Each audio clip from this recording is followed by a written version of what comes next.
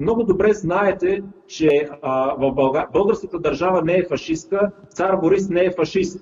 Al quartier generale il Führer si congeda da Rebori fra la Germania e la Bulgaria.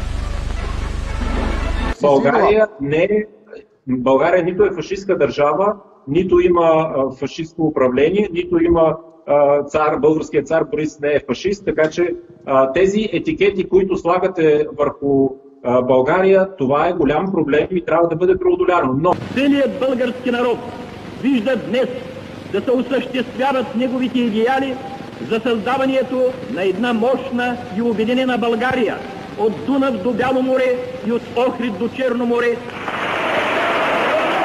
И че Кралска Югославия е окупирана от германските национал-социалисти и от фашистка Италия. Българският народ ще изпитва завинаги най-голяма благодарност и дълбока признателност към силите от оста и към техните големи водачи Адолф Хитлер и Бенито Мусолини, които осъществиха обединението на България.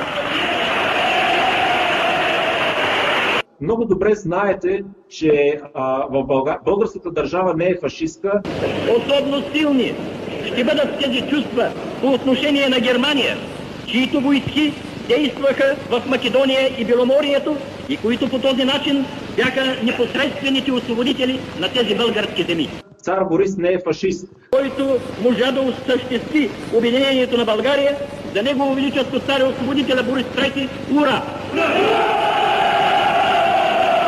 На десетилетните манипулации на историята от миналото, които трябва да останат в миналото и заедно, ръка за ръка да отиваме в Европейския съюз, която и българската армия извършва. Българската армия се бори срещу германските национал-социалисти за освобождението от германската окупация на Македония. Много добре знаете тези факти.